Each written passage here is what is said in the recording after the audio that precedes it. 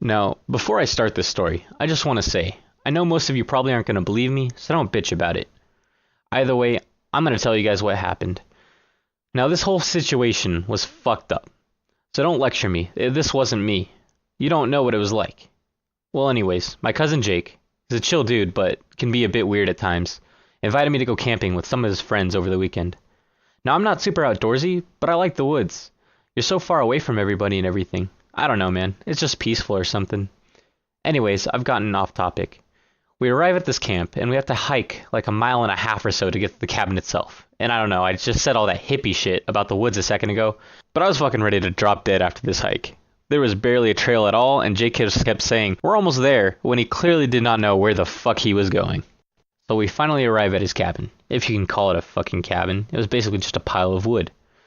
So we're all fucking tired, and everybody just wants to unpack and relax for a while. But we needed to get a fire going before it gets dark.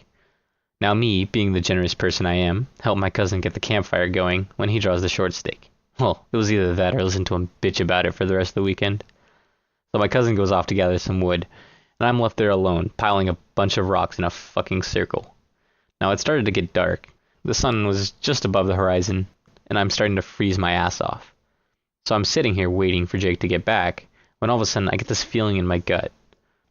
You ever walk down a street after dark, and you get this feeling that there's somebody right fucking behind you, following you, and no matter what, you can't turn around? You rationally know that of course there isn't, but that doesn't fucking matter. You try not to turn around. You don't know why, but you don't. Maybe you walk a little faster, or go somewhere better lit. But eventually, it gets the better of you and you turn around and look. Well, that's what this was like.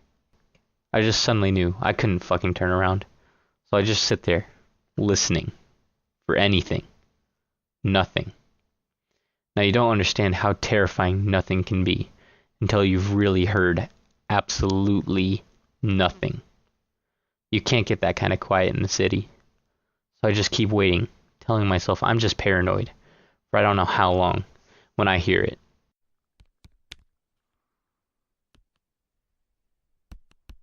There's this fucking tapping coming from behind me. By this point, the light level had started to drop as well, so I'm just sitting there as the shadows are growing longer, just fucking listening. Now I don't know about you, but when I hear a sound, especially at night, I try to figure out what it is. Somebody hitting a tree with a stick? No, it's not loud enough, and besides, who the fuck would do that? Maybe it's an animal, like a woodpecker? Nah, it's getting too dark and they're already gone.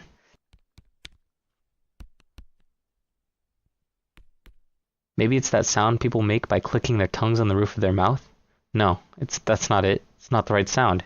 And it doesn't sound anything like that. All I can decide on is it sounds off. I can't put it into words. But you'll know if you've heard something like that too. Something that just sounds wrong. Before I can continue making myself more paranoid, my cousin comes back with the wood and we start the fire. I can't tell you how good it felt to be surrounded by some loud piece of shit teenagers again after that silence. Well, for about another hour, nothing happens. We sit around the fire doing wholesome activities, roasting s'mores and shit.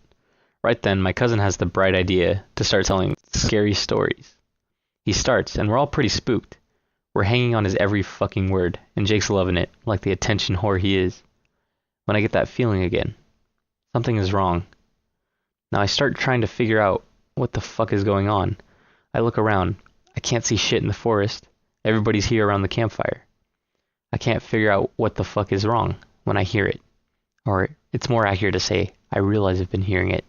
It's been there the whole fucking time. Everybody else was too wrapped up in the story to notice. The fucking tapping had been going, just on the edge of being audible. I'm listening carefully when it fucking moves. And I don't mean it goes around. It just suddenly starts from the opposite side, like it'd been there all along. At this point, I'm practically shitting bricks when ah! Jake had his shitty friend hide in the woods then pop out to scare us. The whole, if you listen carefully, you can still hear their screams. Cliched bullshit. Cliched or not though, it fucking got me. Now everybody's sharing a nice laugh at my expense when it fucking hits me. Literally the girl next to me stands up and elbows me in the fucking face, screaming, "Fucking let go of me!" and other various profanities.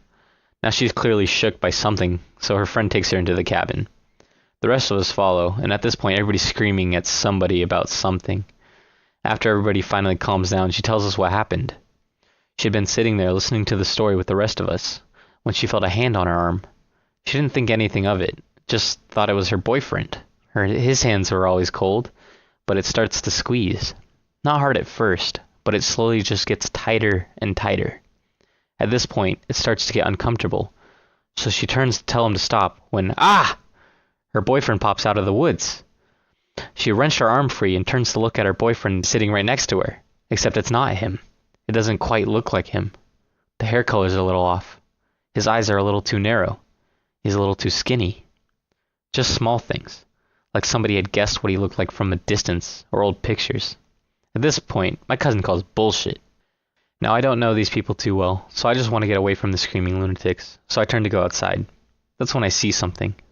I can just barely make it out. This humanoid shape at the edge of the fire. I scream, "Guys, what the fuck is that? Look!" Everybody turns and it gets dead fucking quiet. There's someone outside the fucking cabin, just standing there. They're standing at the edge of the fire, where there's just enough light so we can make them out. They slowly begin to approach. As they walked, it just looked wrong. It looked strained as it moved. Each step seemed to put it off balance. One was too weak and it stumbled, then it stomps hard and jerks forward. It just kept lurching, slowly, painfully inching towards the cabin.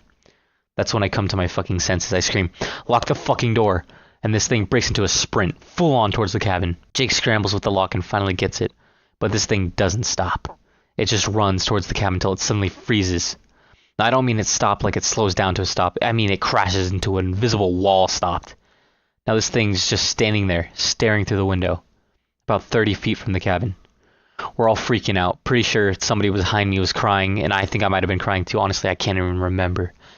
It went on like this for maybe like 20 minutes before everybody got a hold of themselves. And this entire time, the thing never fucking moves. It's like the world's shittiest staring contest. Now we just sat there, staring out the window at it, for nearly an hour. I mean, what would we say? "Hey, I like your shirt," or "That was a pretty scary story earlier." It wasn't too bright. The fire had started to flicker and die by this point, but we could see well enough. We got a good long look at the thing, and to this day, I'll never forget it. It's hard to describe in words. The best I can do is say it looked like the approximation of a human. All the pieces were there, but nothing quite fit. I still see its pale skin sometimes when I sleep, but oddly enough, never its face.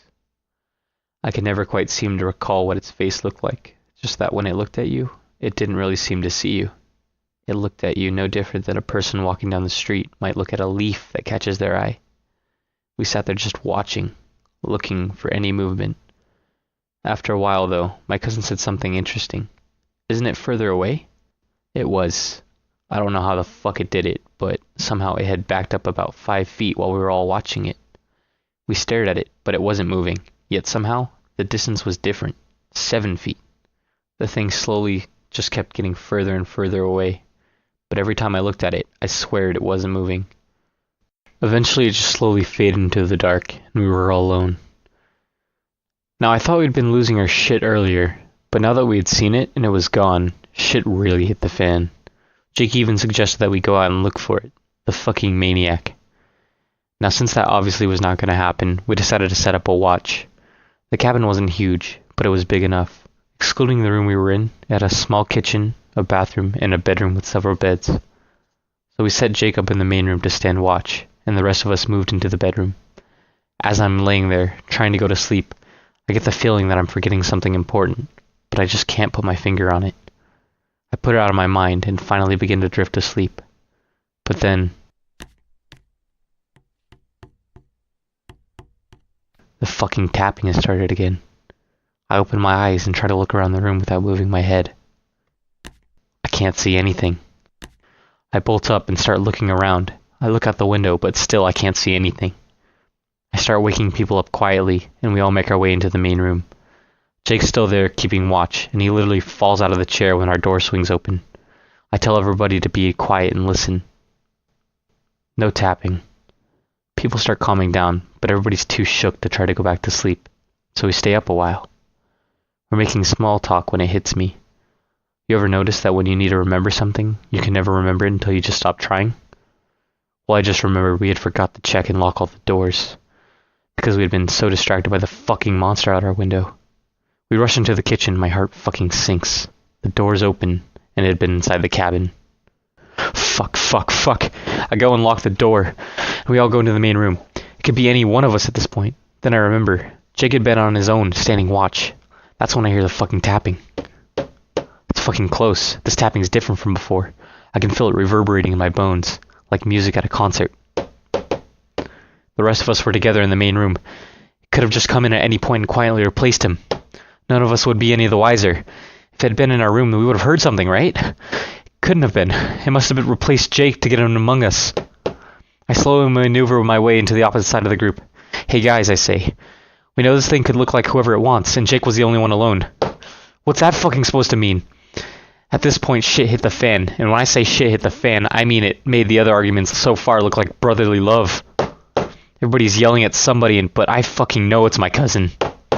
He's been acting weird ever since this thing started. Guys, it's gotta be Jake. If we let that thing stay in here, it's gonna fucking kill us all.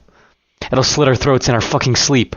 Jake yells, "Fuck you, Nick! It's not fucking me! Stop fucking saying it's me! Fuck you!" Then I just fucking tackle Jake. I hit him. I hit him again. I just beat the fucking shit out of him. I yell at one of the girls to unlock the fucking door, and me and one of the other guys just force him outside. Now, I've never been a violent guy, but it was him or us. We couldn't just leave that thing in the house with us. We all sit there fucking waiting for it to transform or leave. I don't know what for, but we all just sat there looking out the window at Jake, stumbling around outside, just waiting. The tapping was quieter now. We sat there, watching, but Jake never shifted. That's when a pale figure lurched out of the darkness, making its way behind Jake. Now, Jake didn't seem to notice, because he was too busy yelling at us in the house. But it came right the fuck behind him. If it had been breathing, he could have felt its breath on his neck. It lifted its head and just looked at me. And it saw me. It wasn't like before. It looked at me, and it recognized me. I could see a reflection of myself in its black eyes, barely illuminated by the light from the cabin. I felt a pit in my stomach, and we just stared. Then it turned and walked back into the forest.